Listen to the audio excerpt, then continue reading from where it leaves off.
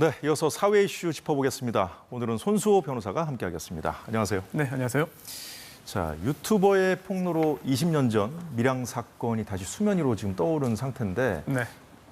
솔직히 이제 폭로가 시작될 때부터 이게 좀 적절한 것이냐 논란이 있었어요. 그런데 이제 그렇습니다. 오늘 피해자 지원 단체가 기자들 앞에 섰는데 어떤 메시지를 내기 위해서였습니까? 네, 한국 성폭력 상담소가 피해자의 현재 상황을 알리고요. 그리고 예. 또 연이은 가해자 실명 공개에 대한 피해자의 입장도 전했습니다. 우선 이 상담소 소장은요, 지금 이 피해자가 굉장히 어려운 상황에 처해 있다고 이야기했습니다. 예. 주거도 그렇고요, 또 여러 가지 직업적인 부분도, 금전적인 부분도 쉽지 않다라는 이야기를 했고요.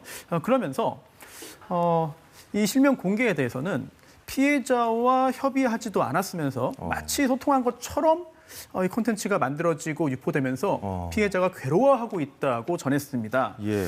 그러면서 지금의 이 분위기가 이 피해자에 대한 비난으로 언제 또 바뀔지 모른다, 이런 걱정을 하고 있다는데요. 그러면서 지금 이 공개의 어떤 그 상황이 어떻게 이어질지 지켜보고 있다면서 예. 명확하게 한 부분이 있습니다. 이 부분이 뭐냐면 피해자의 동의 없는 일방적인 사건 관련 구체적인 정보 확산은 동의할 수 없다. 네, 이런 입장을 밝혔고요. 예.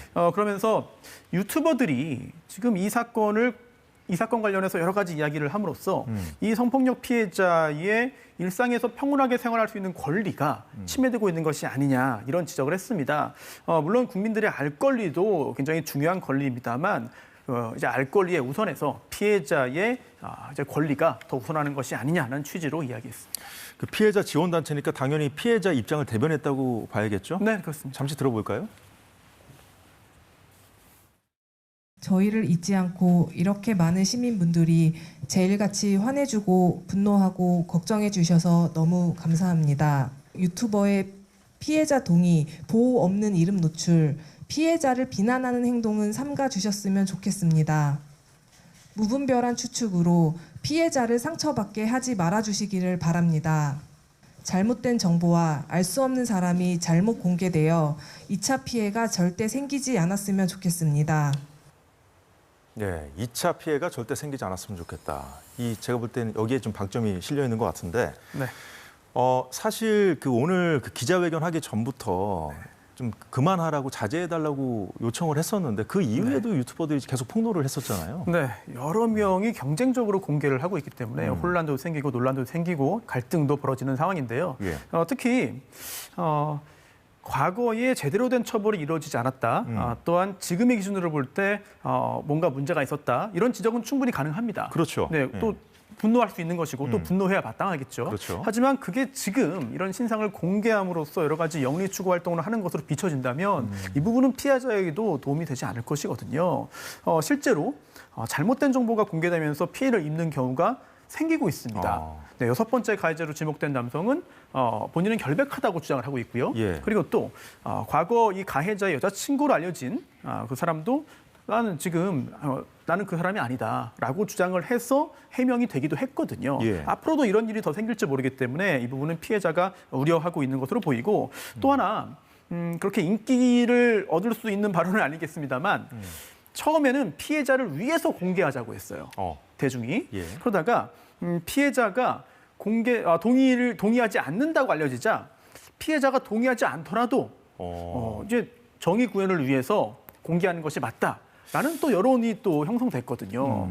과연 그러한 여론이 피해자에게 도움이 될 것인지 이 부분을 좀 잘 따져봐야 될 것이고요. 예. 특히 지금 상황에서는 무엇보다 조금 전에 단체가 밝힌 그런 피해자의 기사를 잘 반영을 해서 여러 사람들이 행동을 해야 되지 않을까 싶습니다. 정보가 너무 상세하게 공개돼서 가해자가 네. 뭐 이렇게 좀 피해를 받은 경우도 있다고 하는데 모르겠습니다. 가해자가 제대로 된 처벌을 받지 않았기 때문에 공분을 산 측면이 분명히 있기 때문에 그렇다 할지라도 이게 어느 정도 선에까지 좀 가야 될지 이게 좀 논란이었잖아요. 결국 그렇습니다. 터질 게 터진 것 같아요. 그죠? 네, 그렇습니다. 실제로 잘못한 사람이 아닌데 잘못 오해를 받는 경우도 있고, 또한 과거에 잘못을 예. 한 사람이라 하더라도 과연 지금 상황에서 가정을 형성하고 또한 직장을 다니고 있는 상황에서 어디까지 공개를 하고 과연 그 평온한 생활을 어디까지 침범하고 어디까지 해야 하는 것이 과연 대중의 어떤 욕망 또는 우리 사회가 바라는 정의의 수준인지 굉장히 어려운 문제인 것 같습니다. 계속해서 좀 논란이 될 것 같다는 생각도 들고요. 네. 예, 다음 주제로 넘어가 보죠. 또래 여성을 잔혹하게 살해한 정유정에 대한 대법원의 확정 판결이 나왔습니다. 어떤 내용이었습니까? 작년 5월이었죠. 작년 5월에 이 정유정이 과외 앱을 통해서 만난 또래 여성을 잔혹하게 살해했습니다. 예. 그리고 살해한 걸 넘어서 시신을 훼손해서 가방에 넣은 다음에 풀숲에 버리고 그 과정에서 택시기사의 신고로 붙잡혔는데요. 살인, 사체손괴, 또 유기 등의 혐의로 기소가 됐습니다. 대단히 끔찍한 범행이었고요. 재판 결과 1심에서 유죄 판결을 받았는데 검사는 사형을 구형했어요. 예. 하지만 1심에서 무기징역이 선고됐고요. 사형이 맞다가 다면서 검사 등이 항소해서 2심으로 갔습니다만 역시 2심에서도 무기징역이 나왔고 이번에 대법원에서도 원심의 무기징역형이 문제가 없다라고 봐서 최종 확정되었습니다. 예, 말씀하신 대로 검찰은 정유정에게 사형을 구형했었는데 네. 무기징역을 선고했단 말이에요. 확정심까지. 자, 신림동 등산로에서 30대 여성을 폭행해서 숨지게 했던 그 최윤종에 대해서도 2심 판결이 어제 있었는데 여기서도 검찰은 사형을 구형했는데 네. 무기징역이 선고됐었어요. 네, 그렇습니다. 왜 그런 겁니까? 사형과 무기징역 중에서 왜 사형이 아닌 무기징역이냐? 왜 더 강한 사형을 선고하지 않고 무기징역에 그쳤느냐? 이런 지적 또는 이런 의문으로 이제 해석이 되는데요. 예. 굉장히 많은 분들이 그런 의문을 제기하고 있고요. 네. 구체적인 어떤 기록을 보고 그리고 또 재판을 직접 진행을 해야만 그 부분에 대한 그 양형 평가를 정확히 할 수 있겠죠. 그런데 일반적인 기준으로 볼 때 지금 많은 국민들이 보다 더 강한 처벌을 원하고 있는 이유들은 있는 것 같습니다. 특히 이 사건, 정유정 사건의 경우에도 굉장히 잔혹한 부분들이 이미 공개가 됐거든요. 그러니까요. 우선 첫 번째로 범행 수법이 끔찍해요. 정말 방송에서 말하기 힘들 정도로 굉장히 잔혹한 범행을 저질렀고 네. 또한 이 피해자와의 관계, 피해자를 처음 본 사이였습니다. 전혀 알지 못했거든요. 근데 전과도 없는 정유정이 이러한 사람에게 끔찍한 범행을 범했고 또한 원한에 의한 것도 아니고 금전에 의한 것도 아니고 범행 동기가 자신의 어떤 불우한 가정사로 인한 것이었거든요. 게다가 수사 과정에서 들어가는 여러 가지 증거 중에 하나가 이런 메모가 있었는데요. 예. 죽이지 않으면 못 견디겠다. 이런 메모들이 발견이 됐습니다. 그런 상황에서 살인을 저질렀고 사형이 아닌 무기징역이 선고됐기 때문에 많은 국민들이 온당치 않은 처벌 수위라고 지적을 하는 것으로 보입니다. 예, 많은 국민들이 그렇게 지금 말씀하신 대로 그렇게 지적을 하는 이유가 이제 무기징역을 선고받아서 형을 살게 되면 이게 가석방되는 경우도 있고요, 그죠? 예, 그렇죠. 보니까 이제 그렇게 되면 또 나와서 또 이 사람들이 또 유족에게 또 해코지를 하지 않냐, 이런 그 우려도 있거든요. 그렇습니다. 이러한 잔혹한 범죄의 경우에 무조건 다 사형이 선고되어야만 하는 것은 아니고 또한 재판부가 심사숙고해서 형을 결정을 한 것인데요. 또 존중을 해야 되겠고요. 다만 현행법상 사형제도가 존재함에도 집행이 되고 있지 않은 상황에서 예.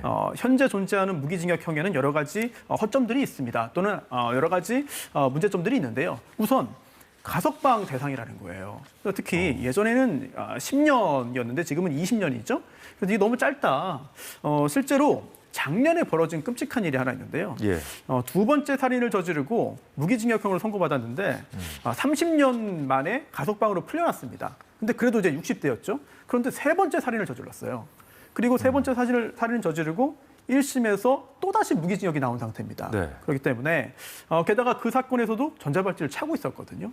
그렇다면 지금 같은 상황에서 무기징역형을 선고한 경우에 과연 완벽하게 재범을 막을 수 있겠느냐 또는 피해자에 대한 보복을 완벽하게 막을 수 있겠느냐 이런 부분들에 대한 고민들이 있고요. 예. 그러다 보니까 최근에는 판결문을 볼 때 사형 선고를 하지 않으면서 무기징역을 선고하되 가석방을 막기 위해서 판사들이 일부러 굉장히 구체적인 내용들을 판결문에 남기는 경우들이 있습니다. 그렇군요. 즉 지금은 사형이 집행되지 않기 때문에 무기징역을 어쩔 수 없이 선고하는 것이고 다만 법적으로는 가석방이 가능하지만 가석방 심사에 이 잔혹한 범죄 그리고 반성하지 않는 태도 등을 명확하게 반영해달라. 이런 부분들을 판결문에 남기는 경우도 나타나고 있습니다. 예, 잘 들었습니다. 다음 소식 넘어가 보도록 하겠습니다. 태국 파타야에서 잔혹하게 살해된 30대 한국인 남성 관련 내용인데요. KBS 단독 보도로 알려졌습니다.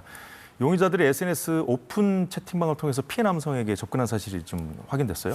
그렇습니다. 방콕의 한 클럽에 이제 같이 놀러 갈 사람을 찾는다. 뭐 이런 글을 이제 올린 건데요. 이제 저 오픈 채팅방에서 그런 글을 본 용의자들이 접근을 했습니다. 예. 네, 그래서 태국에 이제 피해자가 입국한 다음에 이 클럽에서 처음 만났고요. 그 전에 관계가 있었던 건 아니고요. 그다음에 이틀 뒤에 그 클럽에서 다시 만난 다음에 수면제를 먹이고 금품을 뜯기 위해서 이동하는 과정에 몸싸움이 벌어졌고 예. 사망한 후에 시신을 유기했습니다.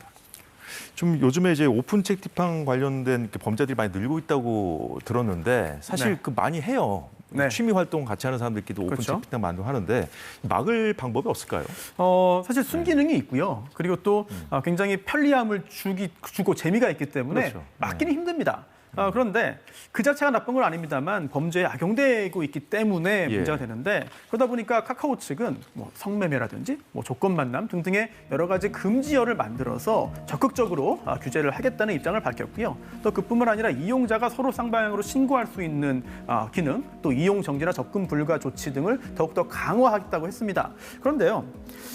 이 카카오가 이런 조치를 취한다고 해서 과연 이 오픈 채팅의 문제가 다 해결되느냐 그렇지는 않습니다. 예. 왜냐하면 카카오뿐만 아니라 외국에 이제 근거지를 두고 있고 외국에 서버를 두고 있는 SNS의 경우에는 사실 막을 방법이 그렇게 쉽지 않거든요. 이런 부분들 과연 어떻게 대응해야 될지 고민을 많이 할 것이고요. 그러다 보니까 무언가를 막으면은 다른 쪽으로 또 이제 번져가는 풍선 효과들이 있잖아요. 예. 그래서 지금으로서는 외부 모니터링 강화라든지 이런 조치들을 적극적으로 시행하는 것들이 현실적인 방안인 것 같습니다. 시간이 한 2분 정도밖에 남지 않았는데 저 오늘 보니까 인천국제공항 그 청사안에서 네. 그 테니스를 친 남녀 그 영상이 좀 확산되면서 논란이 일더라고요. 예, 저도 그 영상을 봤습니다. 보셨어요? 처음에 네. 이게 어디인가 싶었는데 이제 공항이더라고요. 네, 공항인데 지금 화면에 지금 나오고 있죠. 예. 뭐 배드민턴도 아니고 실제로 테니스를 치고 정말 행인들이 예. 이용객들이 지나가는 중에 저런 걸 하기 때문에 굉장히 좀 피해가야겠네요. 그렇습니다. 예, 논란이 많이 있었죠. 게다가 입구 근처에서 했었죠. 지금 도대체 누구이며 어떤 상황인지를 공항 경찰단이 지금 파악을 하기 위해서 노력을 하고 있고요. 예. 관련 규정들을 보니까 뭐 경범죄처벌법을 봐도 뭔가 다 피해가는 것 같고 또 항공보안법이나 뭐 공항시설법 등을 봐도 저 공항 사실 대합실이잖아요. 예. 네, 저기에서 한 저 행동이 뭔가 눈살을 찌푸리게 하고 다른 사람에게 피해를 주는 행동이지만 범죄로 보아서 처벌하기는 또 현재로서는 뚜렷하게 예. 범죄 혐의가 보이지는 않는 것 같습니다. 예, 아파트 그 단지에 많이 있는 문제인데 그 건물 안에서 주택 안에서 이제 담배 피는 이웃이 있으면 정말 고통스럽거든요. 네, 자, 이 논란을 촉발시킨 일이 있었죠. 그렇습니다. 엘리베이터에 누군가 벽보를 붙였습니다. 근데 그 벽도가 다음엔 너야라는 내용인데 저게 무슨 의미냐? 저 위에 한 기사를 이제 출력해서 붙여놨는데요. 저 기사가 예. 이 흡연 문제로 이웃 주민 간에 서로 벌어진 살인 사건입니다. 그 기사를 붙여서 다음에는 너야라고 했거든요. 이게 누군가에 대한 경고 또는 누군가에 대한 협박 아니냐. 이미 그 아파트에 여러 가지 이 층간 흡연 관련된 분쟁이 있었고 또한 이러한 분쟁으로 인해서 뭔가 경고하고 협박을 하기 위한 그런 조치였다면은 예. 법적으로도 문제될 수 있고요. 또한 또 많은 사람들이 불안감을 느낄 수 있기 때문에 이제 화제가 된 그런 벽보로 보입니다. 뭐 오죽했으면 이랬을까 하는 뭐 이렇게 생각하는 분들도 계시지만 좀 이거는 어떻게 보면 좀 살해 협박도 될 수 있다 좀 논란이 네네. 있더라고요. 그래서 네. 이제 어쨌든 이 정도로 좀 사회적 갈등이 됐으니까 좀 제도적으로 이걸 조금 이렇게 해소할 수 있는 방안을 좀 마련할 때가 되지 않았나 하는 생각이 듭니다. 손수호 변호사 잘 들었습니다. 네, 사사건 돈 오늘 소식 모두 마치겠습니다. 시청해주신 여러분 고맙습니다.